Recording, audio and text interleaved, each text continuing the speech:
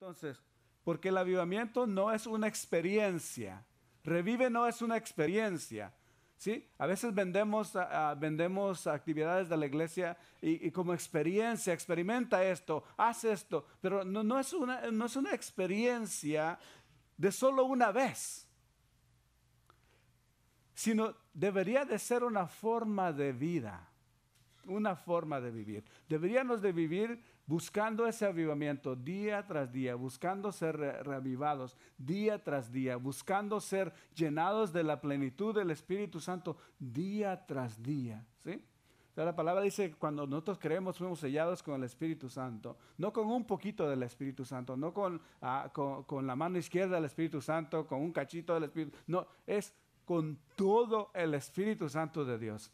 Fuimos sellados, pero es nuestra tarea nosotros no entristecer al Espíritu Santo, no apartarnos de Él, es nuestra tarea estar continuamente reavivando esa relación que podemos tener con Dios, ¿sí? Avivamiento es constante, una constancia, es venir continuamente a la fuente de agua viva. ¿Saben eso? Venir continuamente a la fuente de agua viva. Avivamiento es vivir en el fluir interno de aguas vivas. Sí, cuando Jesús estuvo en la última fiesta, cuando Jesús les dijo, vengan a mí y vengan a mí, y de ustedes van a fluir ríos de agua viva. ¿Sí? Cuando nosotros tenemos esa experiencia, cuando nosotros vivimos en un avivamiento, de nosotros deben de fluir esas aguas de vida. ¿Sí? Avivamiento es el resultado de una búsqueda extrema en la cual Jesús ha venido a encontrarnos. ¿Sí?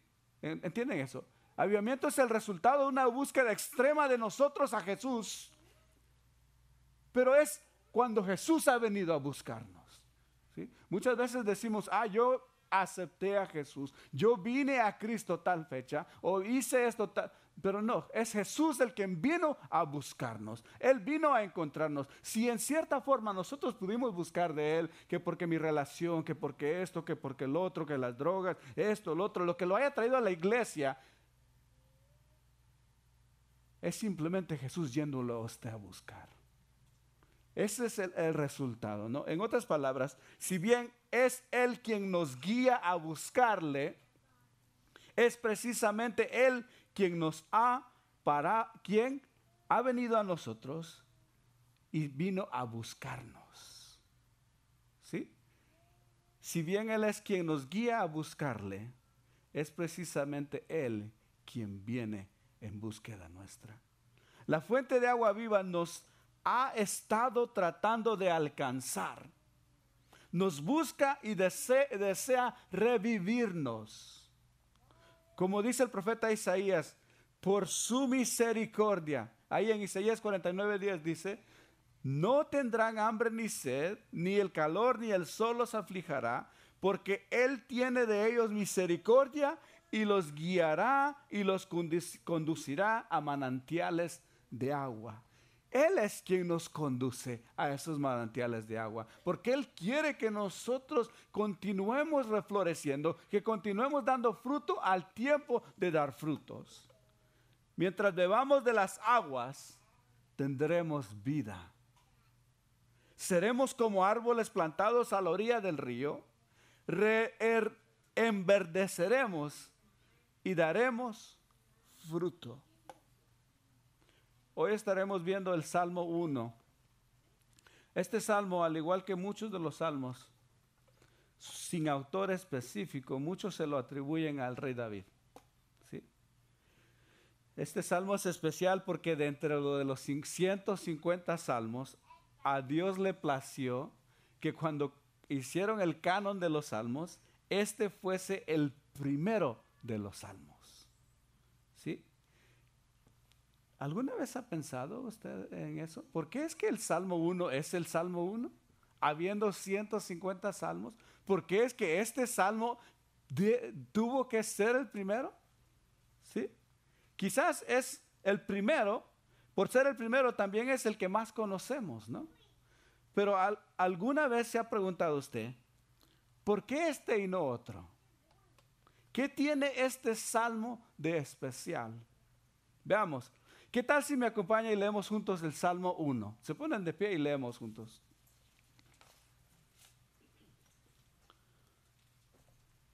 ¿Lo vamos a tener acá? Sí. Yo leo el primero, usted lee el segundo y así nos vamos. David, con voz alta, por favor. Amén, pastor. Okay. Bienaventurado el varón que no anduvo en consejo de malos, ni estuvo en camino de pecadores, ni en silla de escarnecedores se ha sentado. El versículo 2.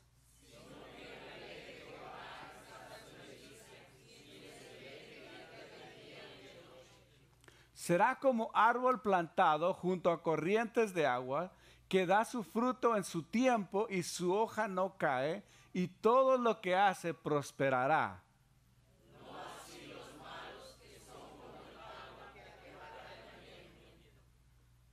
Por tanto, no se levantarán los malos en el juicio, ni los pecadores en la congregación de los justos.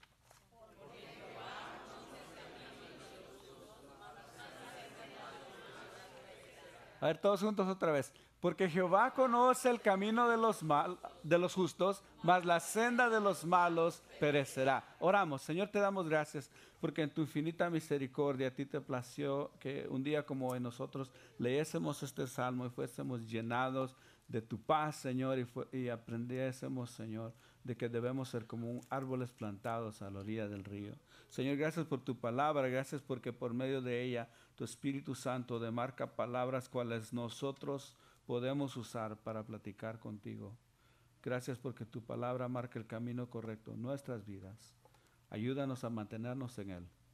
Permítanos vivir en tu palabra hasta que tu palabra viva en nosotros. Amén. Pueden sentarse. Entonces, primero este salmo es el primer salmo porque nos invita a vivir en la palabra. Eso es lo que está haciendo este salmo. Nos invita a vivir en la palabra. Si leemos cuidadosamente, nos damos cuenta que este salmo nos introduce al camino en el cual podemos encontrar felicidad y llenura completa en esta vida. También este salmo demarca claramente que hay dos caminos solamente. ¿Sí? Es que iba a decir ahorita, ya se me olvidó. El salmo demarca que hay dos caminos solamente. El camino del justo, que es el justificado, y el camino de los pecadores. Solo hay dos. No hay intermedio. ¿Sí? ¿Entienden esto? Porque a veces nosotros... Bueno, no quiero decir nada fuera porque hoy es mi cumpleaños y quiero que estemos juntos todos y que todos salgan contentos de aquí y me den un abrazo. Pero, ¿por qué sabiendo que solo hay dos caminos? ¿Por qué a veces nos tratamos de hacer los locos o nos hacemos los locos? Sabemos que hay dos caminos. El Salmo dice, hay dos caminos. Dice, bienaventurado el varón que no anduvo en consejo de malos, ni estuvo en camino de pecadores. O sea, hay dos caminos. El consejo de los malos, el camino de los pecadores es uno y el camino del justo es otro. Entonces, bienaventurado aquel que no estuvo en estos caminos, ¿sí? Ni anduvo en consejo de malos, dice, ni en silla de escarnecedores se ha sentado.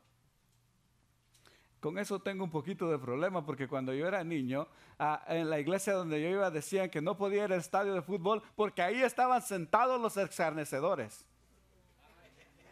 No podías ir a tal lugar porque ese es silla de escarnecedor. Y cómo hubiese querido yo que en lugar de censurarme a dónde tenía que ir y dónde debía de estar, en lugar de eso me hubiesen mostrado el amor de Dios. Porque eso no es lo que enseña la palabra del Señor. Dice, sino que en la ley de Jehová está su delicia. ¿Por qué no me enseñaste a deleitarme con la palabra de Dios en lugar de prohibirme usando pretextos? Ahora, el camino es simple. Dice, el justo es alguien en avivamiento. Justo alguien en avivamiento, no anduvo en consejo de malos, no caminó con los pecadores, no compartió lugar con escarnecedores, quien se deleita y medita en la palabra de Dios a todo momento. 4 calificativos para alguien justo. Dice, no anduvo en consejo de malos, ni en camino de pecadores, ni compartió lugar con escarnecedores, y se deleita y medita en la palabra de Dios en cada momento. Ahora, un pecador, alguien muerto en el pecado, anda en el consejo de malos, camina con pecadores, o es un pecador, comparte el lugar con los escarnecedores, y no se deleita y medita en la palabra de Dios todo momento. Y parece muy fácil a simple vista, ¿verdad? Bueno, esto es el bien y esto es el mal. Parece muy fácil a simple vista. ¿Se acuerdan cómo decía el profeta cómo se llama? Lara, su apellido es Lara. No, dice, parece fácil, se ve muy fácil, pero es difícil en realidad. ¿Sí? Hermana Lita, gracias por... Sí, no, el tri dice, parece fácil, se ve muy fácil, pero es difícil en realidad. Y eso es muy cierto en la vida. Ahora, parece muy fácil, pero ¿por qué se nos hace tan difícil entonces? ¿Sí? ¿Por qué es que se nos hace tan difícil vivir en esta verdad? Quiero sugerir que esto no es sabiduría simple ni barata. Quiero sugerir que estos primeros 2 versículos son la invitación más perfecta para considerar cuán grande es la misericordia de Dios para nosotros. Este salmo establece cuál debería ser el deseo de cada israelita, de cada hijo de Dios, cuando se acercaba con cánticos a Jehová. Si te vas a acercar a Jehová, si vas a venir a la casa de Dios, no vengas como un escarnecedor, no vengas como un pecador, no vengas como alguien que no se deleita en la palabra. No, ven como alguien que se deleita en la palabra. Ven como alguien que no se junta con el pecador, que no anda sentado en silla de escarnecedor. Ven así, con ese corazón, ven ante Jehová. ¿Se dan cuenta por qué es el primer salmo? ¿Por qué es el primer salmo? Si tenían que cantar estos salmos, ¿por qué deberían de cantar este primero? ¿Por qué? Porque este está estableciendo la norma. Así tenés que venir ante el Señor. Así tienes que venir ante Jehová. Si no vienes así, vamos a llegar al final. Pero si no vienes así, eres como una hoja que se la lleva el viento. No eres un árbol a la orilla del río. Eres como la hoja que se cae. Eres la hoja que se lo lleva todo. Entonces tú tienes que escoger cómo vas a venir ante Jehová. Ahora, este salmo establece cuál debería ser el deseo de cada israelita cuando se acercaba con cánticos a Jehová. Ese deseo debería de ser de hallarse como alguien justo. Debería desear hallarse como alguien justo ante Jehová. Y aunque en la lista de virtudes que le cité yo, antes del deleite está, y la meditación está de la palabra de Dios es última, quiero sugerir que en sí la única, porque tal determina las otras acciones. El amar la palabra de Jehová determina tu camino. Si no amas la palabra del Señor, no puedes justificar tus acciones. ¿Por qué? Porque tu carne no quiere apartarse del pecado. Tu carne quiere seguir la junta de los pecadores. Tu carne quiere hacer sus propios deseos. Pero cuando tú te deleitas en la palabra, te das cuenta, bueno, es que la palabra me enseña que esta es la forma de que debo de vivir mi vida. Entonces cualquier otra cosa apartada de esto no es la voluntad de Dios. Por amor y deleite en la palabra, entonces no lo voy a hacer. ¿Sí? Nuestra denominación está pasando estuvo pasando estos últimos 10 años por momentos muy difíciles. Y esta misma semana ayer dieron definitivo voto a algo que estaba sucediendo, que tenía que ver con una iglesia que quería establecer como norma que se admitiese relaciones del mismo sexo en la iglesia y hasta fueron al punto de casar a algunas personas. Y por 7 años la denominación estuvo tratando de ver cómo es que guiándoles por la palabra pudiesen ellos volver su corazón. Por 7 años.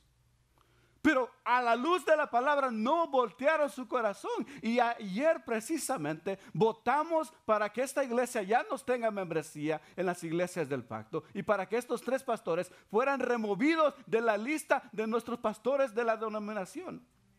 Pero es la palabra, con amor en la palabra. Nosotros tenemos que buscar esto, guiarnos a la luz de la palabra. Pero si usted no se guía a la luz de la palabra, o ni sabe, ni conoce lo que la palabra le quiere enseñar, es por eso que muchas veces hay muchos lugares oscuros en nuestra vida, o lugares grises que nosotros decimos, no, pues quizás sí, quizás no. Pero lo que la palabra dice es la palabra. ¿Usted cree que es salvo por medio de Cristo Jesús? ¿Sí? Entonces usted también, ¿eso lo dice la Biblia? ¿Por qué lo cree? ¿Porque lo dice la Biblia? ¿Sí? La Biblia también dice un montón de otras cosas en las cuales estás fallando. En las cuales no estás buscando la voluntad de Dios. Entonces debemos de amar la palabra. Debemos de buscar. Si vivimos en la palabra de Dios, no seguiremos los consejos de los malos, pues tenemos el consejo de Dios. No compartiremos estilo de vida de los pecadores. No desearemos pecar porque no queremos ofender a Dios, ni hacer nada que le entristezca. Si caminamos en caminos o compartimos con pecadores, será solo para acercarlos a Dios y demostrarles el amor de Dios. No haremos lo que hace un escarnecedor. Esto es lo que hace un escarnecedor: se burla de una manera cruel y humillante de las personas. No nos burlaremos de personas de manera cruel, humillante. En nuestro corazón no habrá odio ni deseo de matar. La silla de escarnecedor no es la silla de un teatro, de un coliseo, de un restaurante. Quiero sugerir que es la misma silla del infierno. Alguien que verdaderamente guarde y se somete a la palabra de Dios nunca deseará estar sentado ahí. El resultado de Revive es encontrar nuestro lugar junto a las corrientes de agua viva. El resultado de Revive es la renovación continua por medio de la palabra de Dios. Será ser como un árbol plantado a la orilla del río. Alguien renovado, dice la escritura, ahí en el próximo versículo, y será como árbol plantado junto a corrientes de aguas, que da su fruto en su tiempo y su hoja no cae. Y todo lo que hace prosperará. Y el versículo 4 dice, no así los malos, porque son como el tamo que arrebata el viento. ¿Ven la diferencia? Alguien en avivamiento es como un árbol plantado a la orilla del río. Alguien que no está en avivamiento es como el tamo que arrebata el viento. ¿Sí? Una hojarasca, una hoja seca. ¿Sí? ¿Ha visto usted eso suceder? ¿Cuál es la diferencia? Uno tiene vida, el otro ya pasó de vivir. Alguien renovado vive en la palabra de Dios hasta que la palabra de Dios vive en él o vive en ella. Eso lo decimos acá, cada servicio. Cuando terminamos la oración dice, Señor, permítenos vivir en tu palabra hasta que tu palabra viva en nosotros. Alguien renovado entonces vive en la palabra hasta que la palabra de Dios vive en él o vive en ella. Alguien renovado es alguien deseable. ¿Sí? Usted tiene que ser tierra deseable. Una de las necesidades más básicas de la humanidad es el ser deseados. ¿Sabía usted de eso? ¿Sí? Una de las necesidades más básicas de un ser humano es ser deseado, que alguien te ame, que le importes a alguien, que alguien ponga su mirada en ti. Esa es una de las necesidades más básicas. ¿Recuerdan qué dijo Dios cuando vino con Adán? ¿Qué dijo Dios y lo vio solo? Y dijo, no es bueno que estés solo. Él necesita a alguien que lo desee. Él necesita a alguien que lo ame. Él necesita una ayuda. Como seres humanos necesitamos contacto. necesitamos ser amados, necesitamos saber sentirnos útiles. Israel, por ser desierto, parece siempre haber tenido escasez de sombra. Los que estuvieron en Israel últimamente se dieron cuenta de eso, ¿no? Israel parece que siempre ha tenido escasez de sombra. Quien vive y se deleita en la palabra de Dios, dice el salmista, es como árbol. Pero ¿por qué habla esto el rey David? Si en Israel los árboles eran muy contados. Y quizás cuando escribió esto estaba escondido en el desierto. Pero hay unas fuentes que él encontró, donde había muchos árboles y donde había agua. Y dice, es como árbol que está lleno de vida, está plantado a la orilla del río. Lleno de vida, pues sus raíces tienen acceso directo a las aguas de vida. Tal árbol da fruto, es frondoso, da sombra, es lugar para las aves, es deseado. No sé si cuando hicieron el viaje en Israel hicieron esto, que estuvieron en un lugar muy seco y de repente les dice, ¿quieren saber la diferencia que hace la sombra? Y les dicen, métanse aquí, los meten en una cueva donde hay un poquito de sombra. Y la diferencia son entre 15 y 20 grados centígrados del calor. Ahora, alguien desea un árbol, no es solo deseado porque está verde, porque da frutas, no, porque da sombra, porque da lugar a las aves donde pueden venir a reposar. En abril del año pasado estuve yo en Israel. Y cuando nos vimos caminando por las cuevas donde se escondió el rey David por Adulán, me recuerdo que el pastor Byron, que estaba guiando el viaje, se detuvo a explicar algo. Y cuando lo hizo, había un árbol por allá cerquita, él estaba hablando por acá. No sé por qué se puso debajo del sol para hablar. Se puso ahí debajo del sol, gracias. Y cuando estaba ahí, todos poco a poquito se fueron haciendo así, hasta que llegaron a la sombra de un árbol y todos estaban, los 30 y algo que estaban ahí debajo del árbol, y él estaba hasta por allá. Yo, como ya no encontré lugar ahí, me subí en el árbol. Parecía saqueo yo.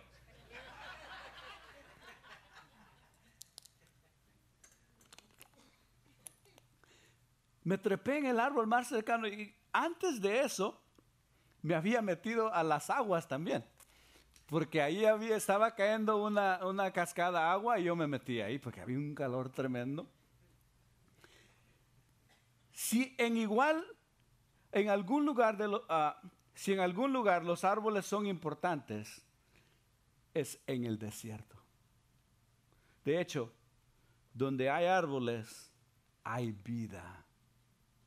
De seguro, si escarba cerca de un árbol, encontrará agua. Entonces, si usted va por cualquier lugar en Israel y usted mira que hay un árbol, aunque no mire agua cerca, si usted es inteligente, comienza a escarbar y ahí abajo va a encontrar agua, porque hay una razón por la cual ese árbol tiene vida. Entonces, no solo son importantes los árboles por la sombra, sino porque son señal de vida. Ahí hay agua, ahí hay vida. Oiga, cuando nosotros entonces somos observados por las personas y ellos ven que nosotros somos árboles que florecemos, reverdecemos, las personas se van a querer acercar a nosotros porque hay vida. Y te van a preguntar, ¿pero qué es lo que haces tú? ¿Qué hay diferente en ti? Me recuerdo en uno de nuestros grupos de vida, Miriam contó que cuando ella empezó a trabajar donde trabaja, era muy diferente a quien ahora es. Y de repente llegaba con su libro de discipulado y la miraban que estaba haciendo su tarea cuando hizo discipulado con Kira, ¿verdad? Y luego el libro Raíces, que estaba haciendo Raíces, y ahora que estaba haciendo Revive. Y una persona que es su manager se le acercó y le dijo, ¿qué estás haciendo? No, pues estoy haciendo esto, es mi tarea que estoy haciendo de la iglesia. ¿Y estás contenta en la iglesia? Sí. Y así la conversación. Y ahora se acerca la señora y le dice, ¿sabes? Yo quiero tener lo que tú tienes. Porque tú no eres la misma. Porque ya no eres ese tamo, esa hojarasca que te llevaba el viento. Ahora tú tienes vida. Entonces, cuando estamos en ese avivamiento, nosotros también, las personas pueden ver en nosotros, se dan cuenta de que hay vida. Nosotros entonces podemos guiar a muchos a las aguas de vida eterna. Porque muchos han de venir. No por lo que yo diga acá. Yo puedo decir un montón de barbaridades, un montón de burradas. Espero que algo de eso los edifique a ustedes. Pero cuando Jesús ora por sus discípulos, dice, oro por todos ellos, porque por sus palabras muchos vendrán, muchos oirán. Oiga, entonces, por otro lado, este versículo dice, y todo lo que hace prosperará. Y esta es la única parte a veces que predican en las iglesias. Prosperarás, vas a prosperar, Dios te va a hacer grande, esto y el otro. Y a veces son puras mentiras. Pero aquí está hablando de una cierta prosperidad. Y dice el salmista, dice, todo lo que hace prospera. No dice que alguien que vive y es guiado por la palabra prosperará en todo. Yo no he prosperado en todo. De hecho, he fallado muchas veces, más veces de las que he alcanzado éxito. Pregúnteme usted, si usted mira algún éxito en mi vida, pregúntame cuántas veces fallé antes de llegar ahí. Entonces no es lo que está diciendo acá, pero la promesa aquí es que aunque yo no vea los resultados ahora, aunque yo no vea los resultados en esta vida, un día el resultado de mis acciones será prosperidad. Un día el resultado de lo que yo haga en esta tierra será prosperidad, ya sea para mis hijos, para mis bisnietos, pero va a ser prosperidad. Quizás no es prosperidad para mí, pero es prosperidad para usted. Oiga, un día el resultado de mis acciones será prosperidad, quizás no para mí, pero para mis hijos, para la iglesia, para la familia. Pero nada de lo que hago yo guiado por prosperidad. Lo hago guiado por amor, no lo hago guiado por prosperidad, lo hago guiado por amor de su nombre. ¿Sí entiende eso? Nosotros no debemos de hacer nada guiados por amor a prosperidad. Si viene alguien por ahí un don y le dice, da tanto y Dios te va, esas son puras mentiras de Satanás. Nada de que tú hagas. Oye, si quieres, nada más ven a la iglesia, siéntate ahí. Nada que tú hagas te va a prosperar, más que vivir en la palabra de Dios. Vive en la palabra de Dios, busca hacer su voluntad. Entonces dice la escritura que vas a prosperar. Dice, entonces, nada de lo que hagamos lo vamos a hacer guiados porque si yo hago esto, entonces me voy a ver bien. Y que si yo traigo esto, el pastor me va a querer más y me va a orar más por mí. Si oro por todos. Oiga, lo hacemos guiados por amor a Dios, ¿sí? Guiados porque lo amamos, a su palabra y confiados en sus promesas, aun cuando muchas cosas parecen no alinearse con mi realidad, ¿sí? Este año pasado ha sido muy difícil para mí, pero yo no cambié mi forma de ser con ninguno de ustedes. No cambié mi forma de predicar, prediqué lo que la palabra del Señor dice. Y el primer sermón que me tocó predicar, después de que vine de enterrar a mi esposa, ¿se recuerdan cuál fue? Santiago 1. ¿Qué dice Santiago 1? En todas las cosas, dice, considera todas las cosas como pleno gozo, aun cuando estás en tribulación. Todas las cosas.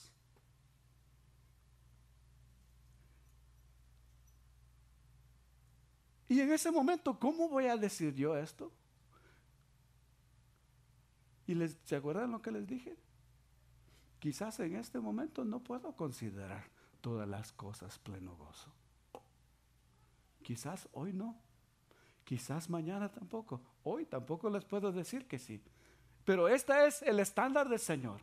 Esto es a lo que la palabra nos invita. Pero un día, estoy seguro que un día va a haber pleno gozo, aún por estas situaciones que vivimos, aunque en esta situación, aún en este momento, tú puedes decir, oye, pero yo no puedo ver esa realidad en mi vida, yo no puedo ver que estoy prosperando, yo no puedo ver que mi vida está, pero un día, confía en el Señor, un día tú vas a ver cómo el Señor te engrandece. Debemos de vivir entonces con una perspectiva eterna. Lo que sí sé, lo que sí está seguro es esto, que los malos no llegan ni a árbol. Son como tamo, como hojarasca.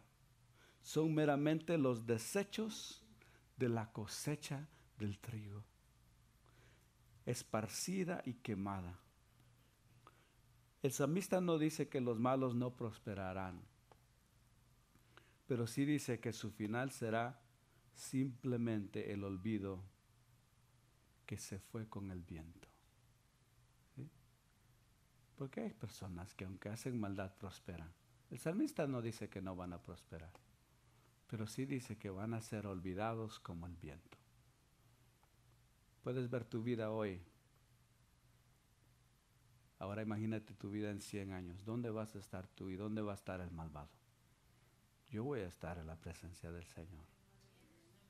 ¿Dónde va a estar el malvado?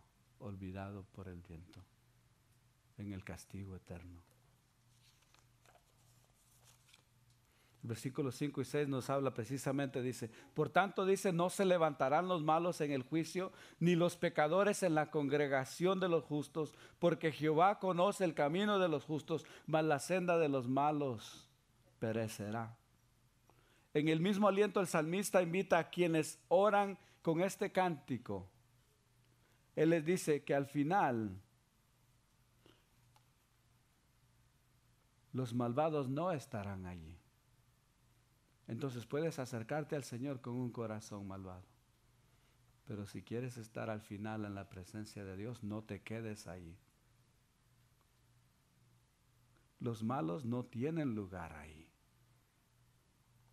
Es más, desde ya Dios conoce el camino de los justos y está determinando que la senda de los malos es perdición.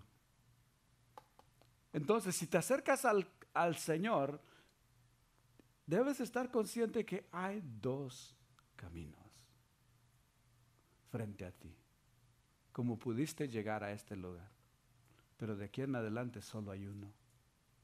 Y ese es el camino de los justos. ¿Sí? Parece que el salmista está diciendo a sus lectores, escojan su camino desde ya. Y sepan que como pecadores nunca podrán tomar parte en la congregación de los justos. Si se acercan para alabar a Dios, háganlo guardando su palabra, justificándose por medio de ella. Ahora nos acercamos nosotros confiados en Cristo. ¿Quién nos justifica? Y guardando la palabra de Dios en nuestro corazón. Entonces, tres cosas que nos enseñan este salmo. El salmo es una bella invitación para escoger el camino correcto. Es una invitación para contemplar la magnitud de la palabra de Dios y cuán poderosa es esta para guiar nuestras vidas. Número 2, es una invitación para ser nosotros señal de vida en medio del desierto, para ser deseables y para dar testimonio de las aguas que emanan de la palabra de Dios, que son capaces de levantar hombres y mujeres como usted y como yo, y listos para dar fruto. El Salmo 1 también es un recordatorio que quienes no desean considerar la palabra como su guía para vivir, tales solo les espera la destrucción. Tales deben de cambiar de ser si quieren ser parte de la congregación. Y tales necesitan saber que su senda no es la correcta. Revive entonces. Nos exhorta a no desmayar. No desmayen, continúen viviendo en la palabra hasta que la palabra viva en ustedes. Que cada respirar suyo dependa de la misma palabra de Dios. No cesen de dar fruto. Motiven a los pecadores a salir de la senda que los lleva a la perdición. No se desprendan de la fuente de agua viva que es Cristo.